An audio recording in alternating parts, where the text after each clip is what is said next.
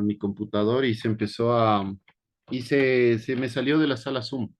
¿Cómo están? ¿Cómo se encuentran? Chicos, ¿están ahí? Bien, sí, Bueno, disculpen la demora. sí, aquí. Qué pena, estamos solo 11 personas, es decir, que están faltando algunos.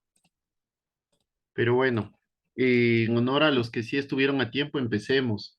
Bueno, el día de hoy vamos a, déjenme abrir el archivo. Vamos a continuar viendo sobre el Renacimiento. Hoy vamos a ver sobre, vamos a continuar con la introducción y vamos a ver sobre sobre autores del 480. ¿Sí? Espérenme solo un segundito, voy a abrir. ¿Y cómo han estado? ¿Qué tal las cosas por allá? ¿Qué tal, Santo? Horrible el clima, horrible. ¿Por qué? ¿Qué pasó? ¿Por qué horrible? Está que llueve. Ah, llueve un montón. El día que yo fui es la primera vez que veo en tiempo sol ahí, ¿no? A los tiempos vi sol. En las Hace tardes mucho hace sol. calor, ¿Perdón? mucho sol y calor y luego llueve. Mm, bueno, bueno. Bueno, no sé si es que están viendo mi pantalla, chicos. Sí, Sí, estamos viendo. Ok, bueno, voy a proyectar. Perdón, es que no estaba proyectando. Ahí sí ven la proyección. Sí, sí, lo veo. Bueno, muchas gracias. Igual, si es que tienen alguna pregunta, me avisan, ¿ya? Sobre todo porque no, como estoy en la presentación o en modo presentación, no veo el chat. Si es que ustedes tienen alguna inquietud, pues si quieren, abren el micrófono y alcen la mano o, o me cortan, ¿ya? Solo déjenme un segundito algo.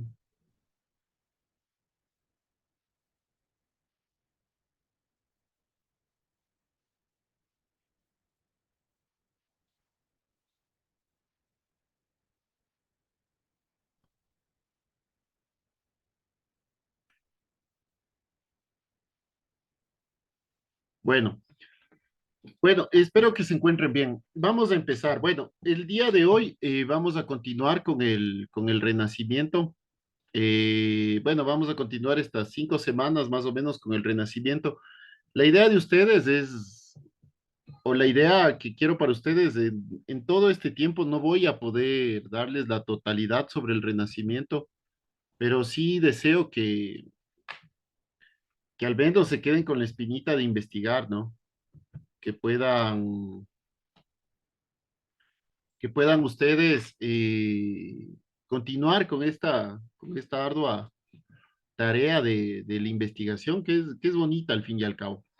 Bueno, como les decía, el Renacimiento, como les indiqué el día sábado, el Renacimiento es el nombre dado en el siglo XIX a un amplio movimiento cultural que se produjo en Europa, sobre todo en Europa occidental, es decir, más o menos desde Rusia, desde Moscú, hacia Inglaterra, España. Durante los siglos 13, 14 y 15 y 16 más o menos, finales del 13, el 14, el 15 y el 16. Y fue una etapa de transición entre la Edad Media y la Edad Moderna. Algunos autores lo toman como una etapa de transición. Yo creo más bien que es el inicio de la Edad Moderna, ¿sí? Sus principales exponentes se hallan en el campo de las artes, aunque también se produjeron varias renovaciones en otras ciencias naturales como las humanas, ¿no? Artes como la arquitectura, la literatura, la escultura, la pintura, fueron lo que sobresalió en el Renacimiento. Pero muchas cosas también se cambiaron. Por ejemplo, en cuanto a la ciencia, cambió mucho la ciencia médica. empezó a haber mucho más investigación, gracias a los cuadernos o a los tratados de Leonardo da Vinci, se empezó a entender el funcionamiento del cuerpo humano. Bueno, la cuna del Renacimiento, donde nace el Renacimiento, es principalmente en Florencia, en esta ciudad italiana, que fue el lugar donde más se desarrolló y donde más se desenvolvió este movimiento y posteriormente, bueno, como vimos el sábado, se pasa a otras ciudades italianas, a Roma, a Venecia, y luego, posterior a esto, se extendió por toda Europa.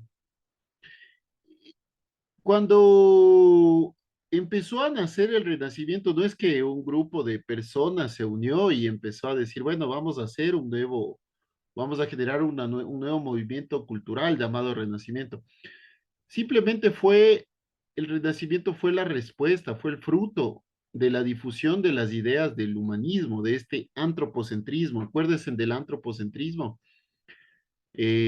Y fue más bien el fruto de estas ideas del humanismo, que sobre todo determinaron la nueva concepción del hombre, del humano y del mundo. A mí no me gusta mucho este apelativo hombre porque a muchos piensan que solo hace referencia al masculino del humano, ¿no?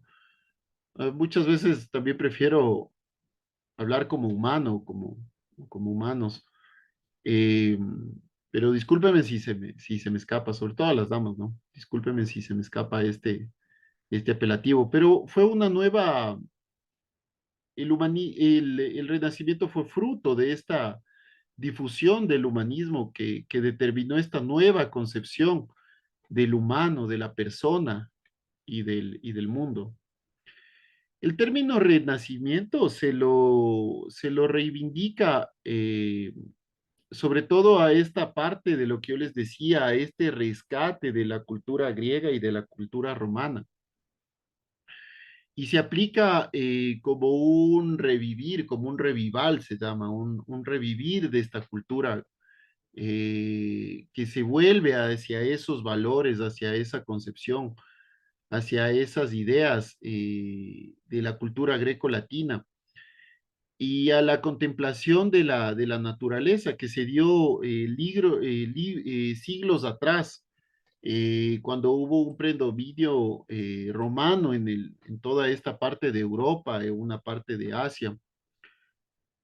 Eh, y esta mentalidad o este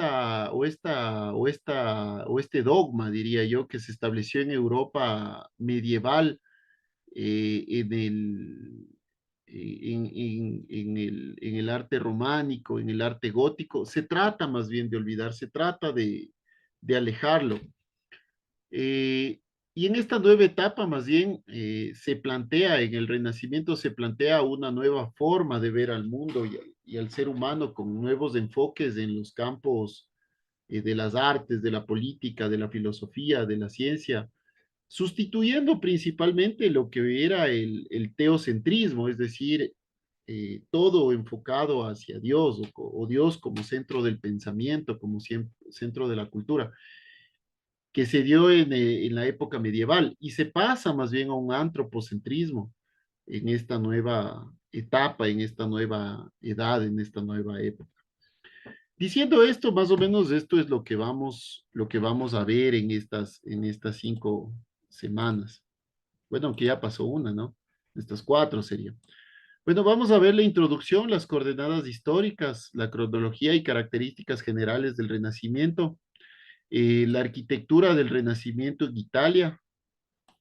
En cuanto a las características generales, vamos a ver a los 3 principales arquitectos del 480, que eran Filippo Brunelleschi Alberti y Michelozzo Michelozzi. Luego vamos a ver a los arquitectos del 580, Abramante, Sangallo, el joven y Miguel Ángel. También vamos a ver a los tratadistas del clasicismo. Cuando hablo clasicismo, acuérdense en que estamos haciendo esta referencia a la cultura greco-latina, es decir, a la Grecia antigua y a la Roma antigua. Bueno, los tratadistas, acuérdense, ¿quiénes eran los tratadistas? Los que crearon la ciencia, los que empezaron a escribir libros, a escribir tratados, a generar cuadernos sobre este nuevo arte. Y estos tratadistas principales fueron Vignola, Palladio y Giacomo della Porta. Bueno, posteriormente, ya casi al final, vamos a ver un poco de arquitectura manierista, que es, y sus principales autores, Vasari, Amanati. Luego de esto vamos a ver la arquitectura del Renacimiento en España. ¿Por qué nos enfocamos en España? Porque es lo que posteriormente viene hacia América, ¿no? Esto es lo que llega a América. España y Portugal es lo que principalmente llega a América. Vamos a ver también la evolución de las formas arquitectónicas a lo largo del siglo XV. Vamos a ver el primer renacimiento de estilo plateresco, cuáles fueron las características. En España se subdivide el renacimiento también en tres etapas. Bueno, en todas las partes o en todos los países, el renacimiento tuvo, digamos, se subdivide en varias etapas, ¿no? Un renacimiento inicial, digamos, un renacimiento muy enfocado hacia la arquitectura más gótica o a la época medieval, un renacimiento en pleno desarrollo y un renacimiento ya un poco desgastado, ¿no? Que ya empieza a tener más bien tintes barrocos. Sí, generalmente así se dieron en todos los países, se dio en tres etapas. En España, la primera etapa le llamamos el estilo plateresco. ¿Por qué estilo plateresco? Porque se basa en el estilo de los picapedreros, de los que utilizaban también la plata. Entonces, es un estilo, digamos, es un proto-renacimiento, un renacimiento medio temprano. Aquí vamos a ver a autores como Francisco de Colonia, Diego Siloe, Pedro Gumiel, Lorenzo Velázquez, Juan de Álava, Rodrigo Gil de Ontañón. La segunda etapa es el clasicismo renacentista o esta plenitud del Renacimiento, que es el estilo purista. Vamos a ver las características y vamos a ver autores como Rodrigo Gil de Ontañón, eh, Alonso de Covarrubias, Pedro Machuca, Diego de Siloe, Andrés de Vandelvira. Y la etapa final, que es el estilo herreriano. Sobre todo, ¿por qué se les llama estilo herreriano? Por este autor, por Juan de Herrera, ¿no? Bueno, como lo vimos inicialmente, el Renacimiento nace en Florencia, se traslada a Roma, se traslada a Venecia y se traslada a Milán. De Roma, claro, empieza a dispersarse por otros lugares, eh, y sobre todo se empieza a dispersar hacia España y Portugal. Y en España y Portugal es lo que viene hacia América, ¿no? En cambio, en Milán es donde se empieza a esparcir por toda Europa, llegando hasta Finlandia, Suecia y Finlandia. Y en cambio, la arquitectura de Venecia, No sé, yo estoy viendo Disney.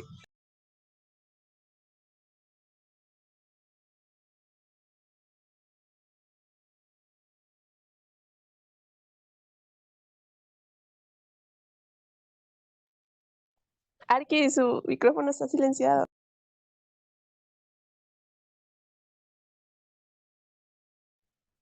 mil disculpas chicos, se salió el internet.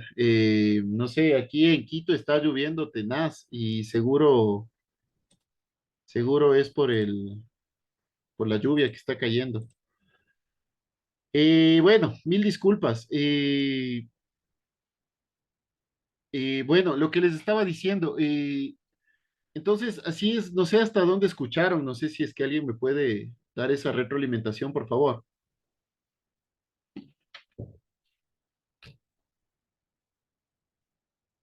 Chicos, Hasta la arquitectura de Europa. allá, ok.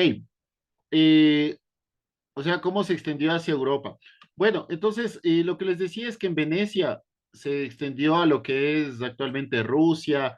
Lo vamos a ver después a mayor detalle, sobre todo cómo se fue desarrollando en todos los países del occidente europeo, pero también se dio un poco en el centro de Europa, ¿no? En esta Europa central, que es en Rusia, Croacia, Austria, cómo se fue desarrollando también el Renacimiento. Eh, Algo que les quería decir y me olvidé al inicio de la clase cuando di esa introducción al Renacimiento, es que Giorgio Vasari, uno de los tratadistas que les hablaba aquí, no, no le he tenido como tratadista a Vasari, pero bueno, Giorgio Vasari, él es el que primero utilizó esta palabra renacimiento o el renacer o rinastasia en italiano, ¿no? Esta palabra renacimiento hablaba sobre el renacer de de esta cultura greco-romana. Y Giorgio Vasari la utiliza sobre todo para describir la ruptura con la tradición artística medieval, a lo que en muchos casos lo clasificaban lo calificaban como bárbaros, como una cultura de la barbarie. De hecho, el arte gótico proviene del godo. Godo es un apelativo hacia bárbaros, ¿no? De hecho, los godos eran una tribu de bárbaros y por eso se le denominó a esa parte como arte gótico.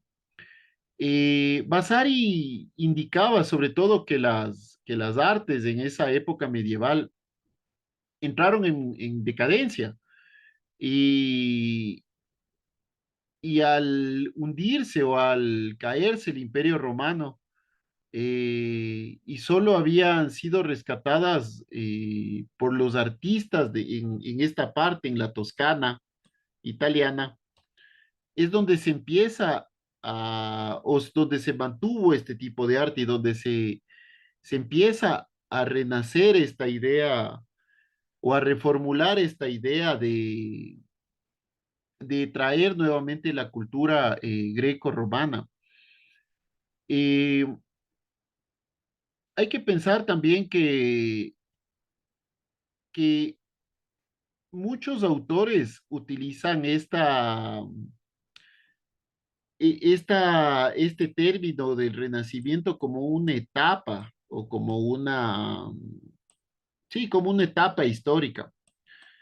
Pero si bien es cierto, el Renacimiento sí fue una etapa histórica, una etapa dentro de la historia, pero también el Renacimiento se continuó dando posterior a la culminación de esta etapa y también se daba un poco anterior al inicio de esta etapa. ¿Qué quiero decir con esto? Es que nosotros, históricamente, como cortes históricos, hablamos del Renacimiento más o menos desde el siglo XIV hasta el siglo XVI, más o menos. ¿Sí? Pero antes, es decir, en el siglo XIII, ya se ven los primeros vestigios del Renacimiento. Y posterior a esto, yo diría hasta en el siglo XIX, en el siglo XX, todavía se continuaba haciendo renacimiento. De hecho, es tan fuerte esta etapa histórica que después hay el neorrenacimiento o el clasicismo, que se da sobre todo en el siglo XIX. ¿Sí? Lo vamos a tocar más adelante. Pero este neoclasicismo es lo que también llega a América. Traen los españoles hacia América, ¿no? Esta etapa histórica del Renacimiento, muchos autores más bien no solo la ligan con el arte o con la arquitectura o con la escultura o con la pintura, sino también la ligan sobre todo con la ciencia. Con la ciencia, por ejemplo, lo que hizo Galileo Galilei. eh, y sobre todo le ligan con un renacer o con un cambio en la perspectiva humana o en el pensamiento humano, las personas empiezan a olvidar de lo que fue la época medieval o tratan de olvidarse y tratan de generar o de traer los valores de la época greco-romana, estos valores democráticos, estos valores en la ciencia, estos valores en la matemática, estos valores en el arte, tratándose de olvidar sobre todo de la Edad Media precedente, ¿sí? Bueno, vamos a ver en cuanto a la historia, cronología y características. Bueno, y el Renacimiento tiene orígenes italianos, que ya lo vamos a ver. ¿Cuáles fueron sus coordenadas históricas? Como les dije, más o menos entre el siglo, o finales del siglo XIII, inicios del XIV, hasta el siglo XVI. Vamos a ver cuál fue la cronología entre Italia y Europa, cómo se desarrolló y las características generales. Lo que hemos hablado, ¿no? El Renacimiento tiene orígenes italianos. Eh, Se trata de utilizar los restos romanos. ¿Qué quiero decir con esto? Se trata de utilizar lo que sucedió en la época greco-romana. También se genera un espíritu clásico, románico y gótico, ¿sí? Pero en el Renacimiento, es decir, en las épocas precedentes en la arquitectura romana, románica y gótica, se trata también un poco de utilizar estos restos romanos. Pero en el Renacimiento más bien se trata de olvidar lo que se hizo aquí, ¿no? Y es un renacer de la cultura greco-romana. En cuanto a las coordenadas históricas, se dan entre el siglo o inicios del siglo XIV y finales del XVI. Pero ¿qué es lo que sucede aquí? Es que hay una nueva economía. Gracias a esta nueva economía hay una nueva sociedad. Esta sociedad genera unos nuevos intereses, intereses científicos, intereses culturales, artísticos, y estos intereses también generan un nuevo lenguaje.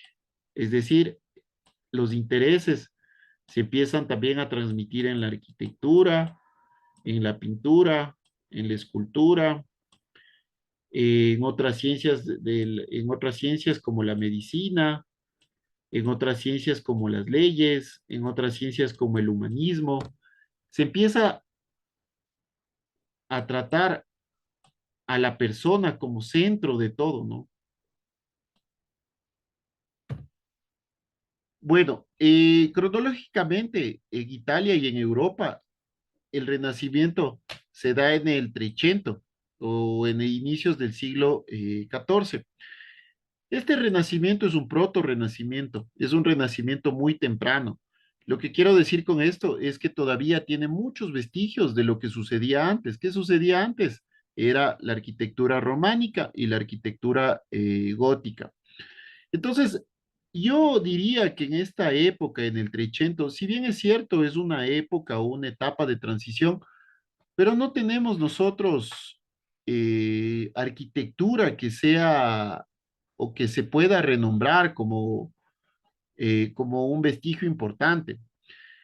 De hecho, el Trecento se da en Pisa, en Siena y también en Florencia.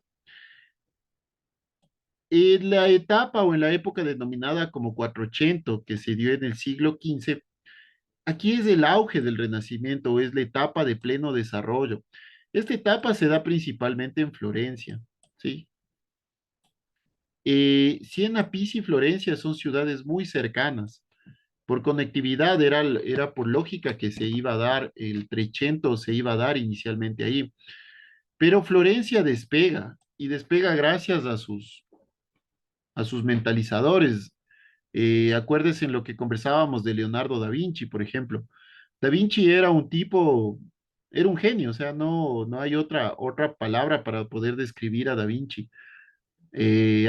Como nos decía Terry el día sábado, que tal vez tenía algún problema de concentración o lo que haya sido, pero en definitiva era un genio. Da Vinci puso la vara muy alta para los otros artistas que le seguían o los otros pensadores.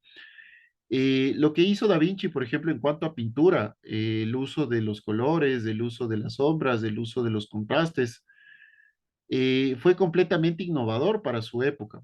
Ahora ya lo utilizamos, los que pintamos lo utilizamos muy normalmente, muy naturalmente, pero para la época de Da Vinci fue completamente, o cambió, digamos, completamente esta forma de hacer pintura. Asimismo sucedió con la arquitectura, lo que hizo Brunelleschi. Brunelleschi al plantear eh, la cúpula de la iglesia en Florencia, cambió completamente la concepción de la arquitectura. Tanto es así que se empieza a replicar este tipo de cúpulas o este estilo de cúpulas en todas partes, ¿no? Entonces esto ayudó a que el Renacimiento se empiece a diseminar por toda Europa, sobre todo inicialmente por toda Italia y posteriormente por toda Europa. En el Cinquecento, que se da en el primer tercio del siglo XV, es el pleno Renacimiento. Entre el 400 y el 500, les doy como spoiler esto, el 400 se empiezan a utilizar figuras básicas, el cuadrado, el rectángulo, el círculo o medio círculo. En cambio, en el 500 ya se empieza a utilizar otros elementos, parábolas, se empieza a utilizar rombos. Es decir, aquí se utiliza una geometría básica. Acá ya se utiliza una geometría mucho más compleja. En el Cinquecento, que es el pleno Renacimiento, se da principalmente en Europa, en Roma, perdón. De Roma también se empieza a diseminar esta arquitectura. El manierismo, en lo personal, yo creo que es una etapa de transición entre lo que se hizo en el 300, 400 y 500 en el Renacimiento y lo que se viene a hacer posteriormente en el Barroco. El manierismo más bien es una reacción anticlásica, es decir, se empieza a rechazar todo esto. En el manierismo lo que se trata es de rechazar esto, de decir esto ya no quiero hacer más y ahora quiero hacer algo diferente. El Renacimiento es una arquitectura súper limpia, súper monumental. Es una arquitectura donde la arquitectura termina siendo un elemento de contemplación por su limpieza, por su pureza. En el manierismo, en cambio, la arquitectura que se usa más bien es una arquitectura súper cargada, súper detallada. Y bueno, lo que viene después, o sea, esto era el Renacimiento, era poner en la fachada 4 columnas, un friso, perdón, 4 columnas, una, una escalinata, un friso y listo el Renacimiento. En cambio, en el manierismo se empieza a adornar, ya el friso ya tenía otros elementos, las columnas tenían muchos más elementos. Es decir, es un rechazo a lo que se venía haciendo en estos 3 siglos anteriores, ¿no? Bueno, y la difusión que se da en el siglo XVI en toda Europa, en Europa, sobre todo en España, y se continúa hasta como tradiciones locales, ¿no? O sea, se continuó haciendo este renacimiento. ¿Cuáles fueron las características generales del Renacimiento? Lo que les decía, el humanismo, un nuevo lenguaje, el antropometrismo. El antropometrismo es interesantísimo.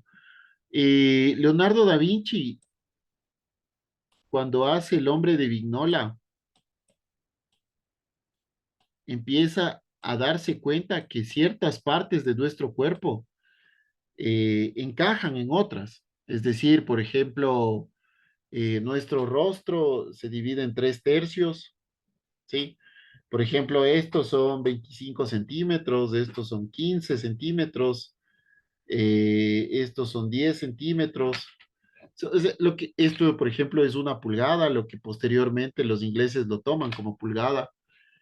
Por ejemplo, el pie encaja en toda esta parte del antebrazo. Entonces, Leonardo da Vinci empieza a analizar todas estas medidas que existen del hombre hacia el hombre y se da cuenta mucho cómo tienen que ser, por ejemplo, los muebles, cómo tienen que ser los ingresos.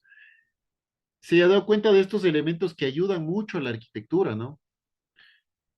Otro de las características es el racionalismo, lo que yo les decía. Esta arquitectura es principalmente racional, es principalmente científica.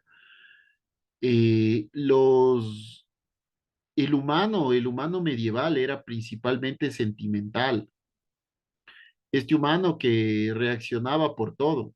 En cambio, el humano renacentista era o trataba de ser un ser racional, guiado más bien por el sentido común, que muchas veces es el menos común de los sentidos, pero se trataba de guiar por eso. Además del Renacimiento se plantea un orden, una proporción y una armonía, es decir, en base a lo racional. Y termina siendo una belleza en el sentido unitario de la obra. Si nosotros pensamos, por ejemplo, en la arquitectura medieval es bella, es hermosa. A mí en lo personal me gusta mucho, sobre todo el gótico, pero no existía un sentido unitario de belleza, es decir, las torres eran hermosas que hacían en la arquitectura medieval, las torres, los pináculos, los contrafuertes, pero terminaba siendo elementos unitarios de esta arquitectura.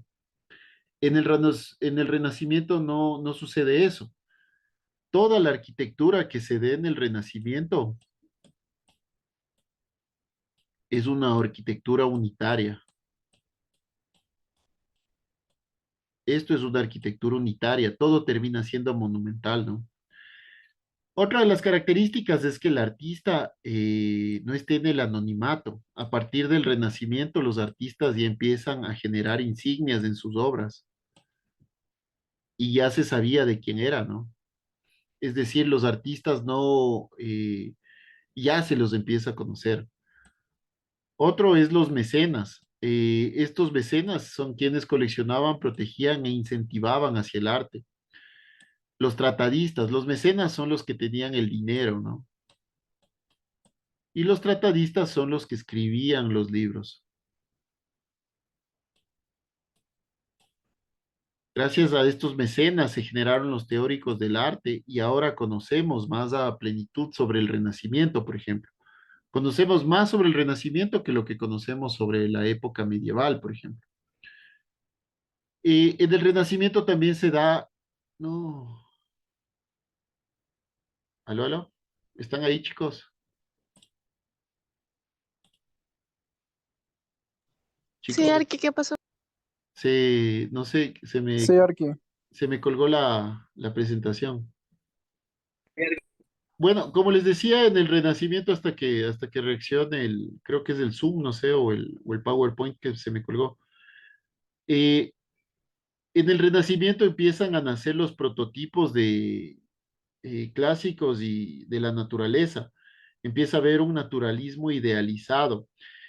¿Qué quiero decir con esto? Es que en la época medieval, eh, en la época medieval, todo era enfocado hacia Dios, hacia el infierno, hacia los ángeles, pero en cambio en el Renacimiento, eh, más bien se trata de enfocar hacia la naturaleza.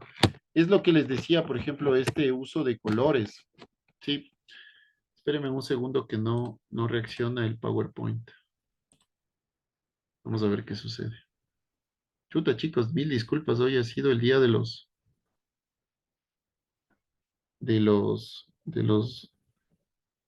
A ver, veamos si es que reacciona el PowerPoint. Ahí reaccionó.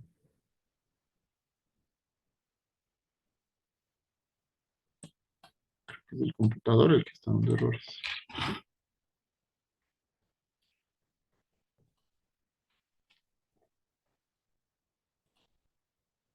Ahí.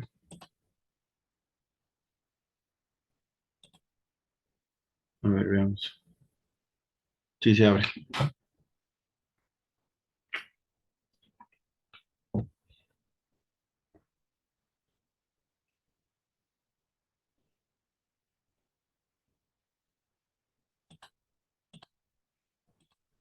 Chicos, hasta que reaccione el PowerPoint, ¿no quieren tomarse unos 5 minutos de descanso? Nos vemos a las 6:55. ¿Les parece? Bueno, Arqui. Disculpen, ¿ah? Disculpen, algo le pasó al PowerPoint.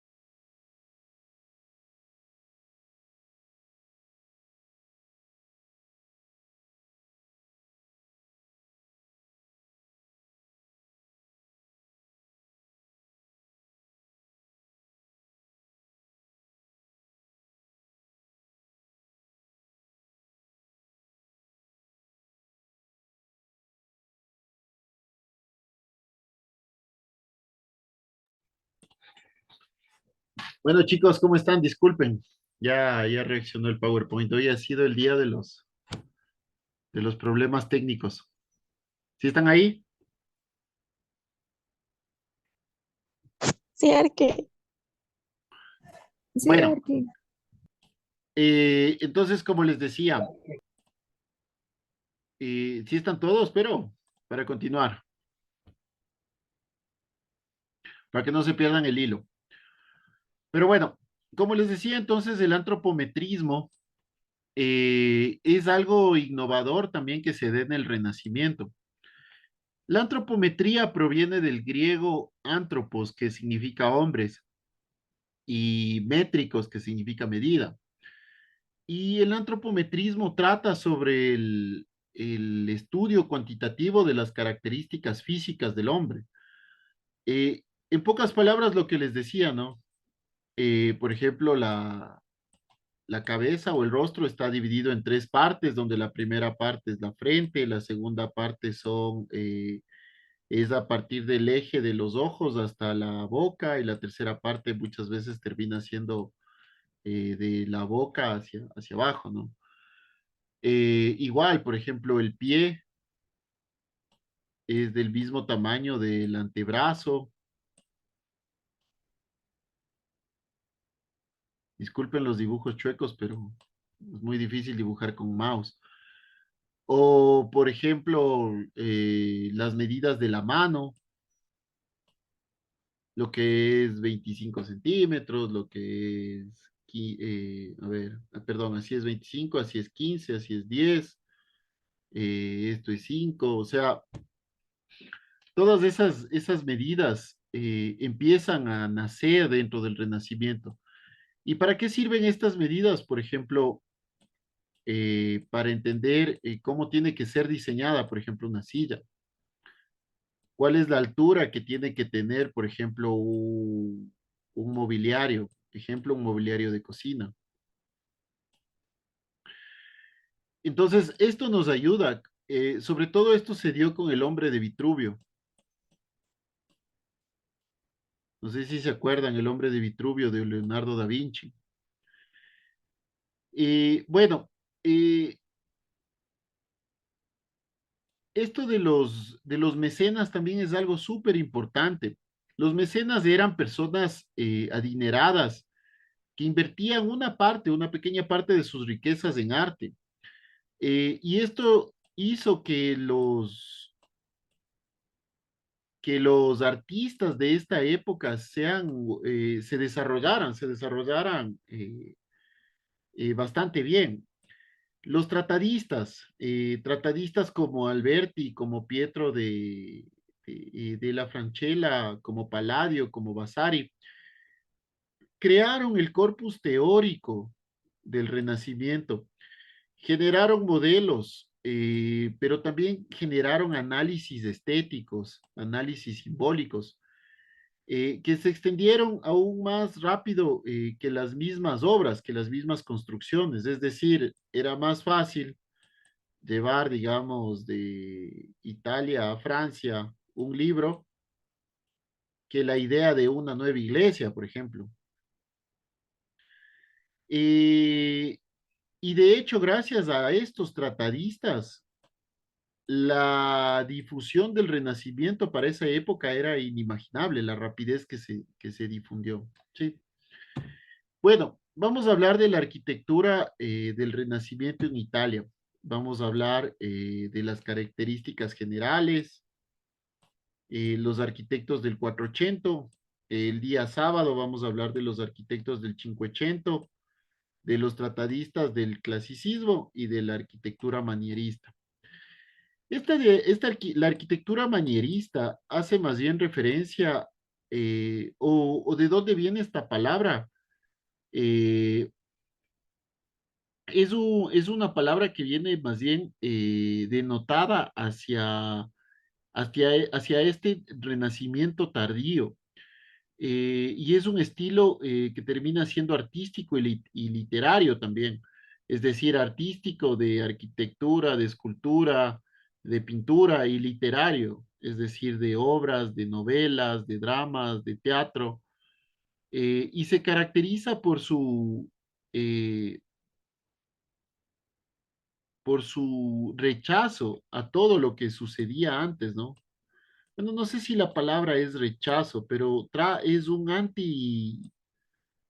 anticlasicismo, ¿sí? Y más bien esta arquitectura o lo que se hizo aquí era arquitectura súper limpia, sin tanto, sin tanto adorno, sin tanto ornamenta. Pero en cambio en el manierismo lo que se trata es de empezar a adornar esta arquitectura, ¿no? Bueno, las características generales de la arquitectura del Renacimiento en Italia es una reinterpretación de la arquitectura clásica.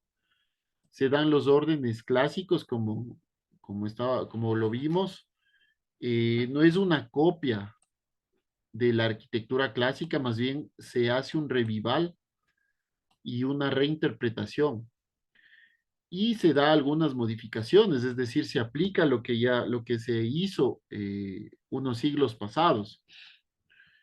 Eh, en cuanto a, se dio también estudios científicos basados en la perspectiva y la idea de la proporción, basados en las formas geométricas y básicas, en las proporciones matemáticas y en el equilibrio entre planta y alzado. Si es que nosotros, por ejemplo, vemos la arquitectura gótica, la arquitectura gótica es es una arquitectura muy hermosa, ¿no? Pero termina siendo, digamos, algo así. Esta es la fachada, digamos, de la arquitectura gótica. Pero en cuanto a planta, es un elemento gigante. Y en cuanto a la fachada o al alzado. Y en cuanto a planta, no termina teniendo una relación entre lo uno y lo otro, ¿no? En cambio, en el Renacimiento lo que se trata es dar ese equilibrio entre planta y alzado. Sí. Acuérdense que en la arquitectura gótica la idea era ir hacia arriba para llegar o estar más cerca de Dios, ¿no? Bueno, ¿cuáles fueron los arquitectos del 480? Aquí vamos a ver principalmente tres de los principales exponentes. Vamos a ver a Filippo Brunelleschi, a Alberti y a Micheloso Michelozzi. Eh, Estos tres arquitectos del 480 revolucionaron toda la arquitectura del Renacimiento, sobre todo Brunelleschi con su propuesta de este domo en Florencia. Eh, bueno, eh, cronológicamente se dio esto en el 480 se dio en el siglo XV. Acuérdense que va de siglo a siglo el término 480, es decir, empieza en el 14 y termina en el 15. ¿Cuáles son los centros y mecenas? El principal centro del desarrollo del 480 fue en Florencia y los mecenas fueron esta familia Medici. Los Medicis es una familia que tenía mucho dinero y en ese momento pagaba a los artistas para que hagan obras para ellos, ¿no? Las características es las generalidades del estilo, eh, geometría básica, los principios de compositivos, isometría, perdón, simetría, si empieza a utilizar la perspectiva. Bueno, también el 480 tiene una abundante y menuda decoración, ¿no? Sobre todo en la segunda mitad del siglo. Y los principales arquitectos, como les decía, era Brunelleschi, Alberti y Micheloso Michelozzi.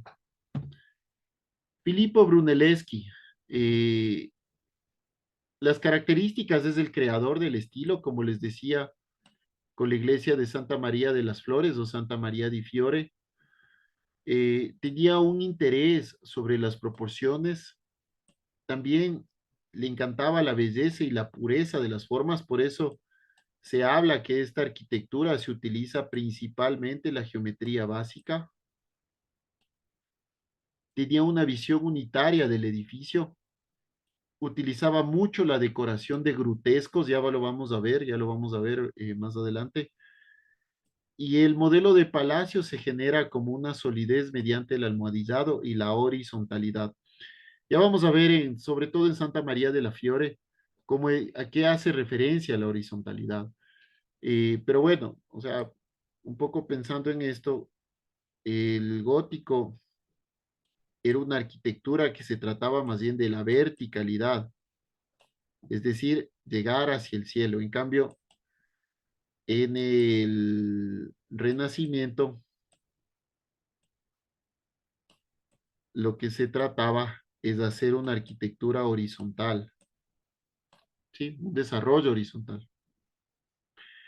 Bueno, y las principales obras de Filippo Brunelleschi fue la cúpula de Santa María de las Flores o Santa María de Fiore en Florencia, la iglesia de San Lorenzo y del Espíritu, la fachada del Hospital de los Inocentes, la Capilla Pazzi y el Palacio Pitti. Esta es la cúpula de Santa María de la Fiore. Como podemos ver, la idea de esto o de la iglesia es la horizontalidad. Eh, Como les decía, ¿no? La cúpula de Santa María de la Fiore es una cúpula hueca que tiene un revestimiento superior y un revestimiento inferior. Y aunque vista, como vemos aquí, Florencia es una ciudad plana, que no tiene edificios altos, y esta cúpula se podía, o lucernario se podía ver a lo lejos. Y esa era la idea. Por ejemplo, esta es la iglesia de San Lorenzo de Florencia. Aquí vamos a ver, este es un interior. No sé si tengo la fachada, pero este es el interior y se puede identificar tranquilamente las proporciones que se utilizan en la planta. Se trata de utilizar las mismas proporciones en planta y en fachada. ¿Sí? Se trata de utilizar las mismas proporciones en cuanto a planta y a fachada. Y vemos también aquí, por ejemplo, el uso de los arcos de medio punto o de medio círculo. Y no es una arquitectura que sea muy adornada, ¿no? Bueno, esta es la iglesia del Santo Espíritu de Florencia, o la iglesia del Santo Espíritu. Igual, por ejemplo, aquí vemos, esta es la famosa cruz latina. La cruz latina se define porque una de sus puntas es mayor a sus otras tres puntas. Lo contrario de la cruz latina, que también se utilizaba, es la cruz griega, donde las cuatro puntas tienen la misma distancia, ¿no? Y así se construyó, por ejemplo, la iglesia de... ¿Se me fue el nombre? La iglesia donde está el Papa, la iglesia de San Pedro. Aquí vemos, por ejemplo, la fachada del Hospital de los Inocentes de Florencia, el uso de arquitectura básica, ¿no? Triángulos en los frontones, cuadrados o rectángulos en las ventanas, arcos de medio punto. Esta es la Capilla Pazzi de Florencia. Aquí se trata de generar un atrio. Esto es un atrio o un ingreso previo, ¿sí? Que también es espacio público. El atrio termina siendo un espacio cubierto pero abierto. Es cubierto, pero termina siendo abierto. Entonces, con esto, Filippo Brunelleschi lo que hace es desapegar las columnas de la fachada, o se genera una segunda fachada, digamos.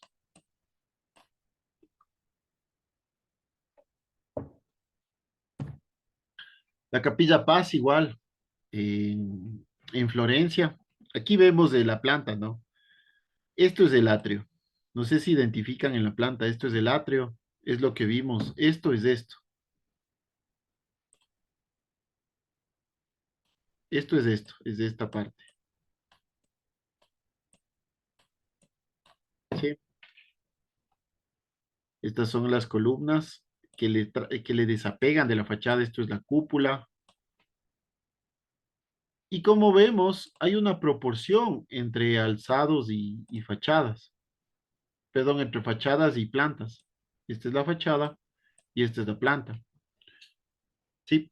Se inventa también Filippo Brunelleschi estos elementos que se llaman pechinas, que es para soportar lo que venía acá, que es la cúpula. Bueno, ya para ir cerrando lo de Brunelleschi, este es el Palacio Pitti de Florencia. Estos palacios lo que intentan es, y lo vamos a ver, ¿no? Con más palacios, es, eh,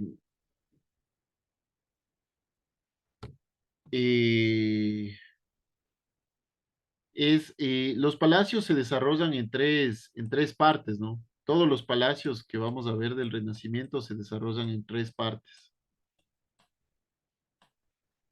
Siempre la primera planta es mayor a la segunda y la segunda es más grande que la tercera.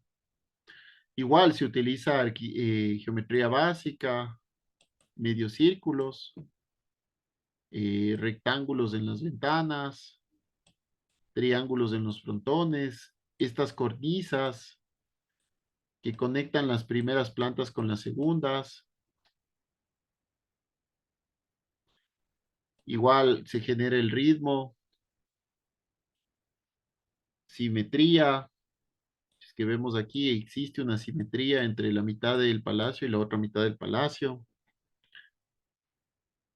En cuanto a los palacios, Filippo Brunelleschi es uno de los más grandes o que generó los más grandes avances. Esto, por ejemplo, es el almohadillado. Se utilizó mucho en el Renacimiento el uso de este tipo de piedra.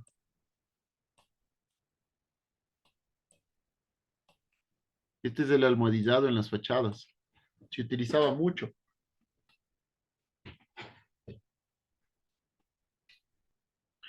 En otros palacios, por ejemplo, se utilizaba en plantas bajas el almohadillado, pero no así en las siguientes plantas. Eran más bien plantas más limpias, digamos, o fachadas más limpias. Sí. Bueno, chicos, eso es lo que les he traído para hoy. El día sábado vamos a seguir viendo los arquitectos del 480. Eh, Igual, no sé si es que alguno de ustedes tiene alguna pregunta, alguna inquietud, chicos. No, Arqui. Bueno, chicos, entonces nos veríamos el día sábado. Se portan bien y cuídense mucho. Un Está abrazo. bien. Cuídese, Arqui. Puede ser que. Ay, Nos gracias. vemos el sábado. Gracias, hasta luego. Gracias, hasta luego.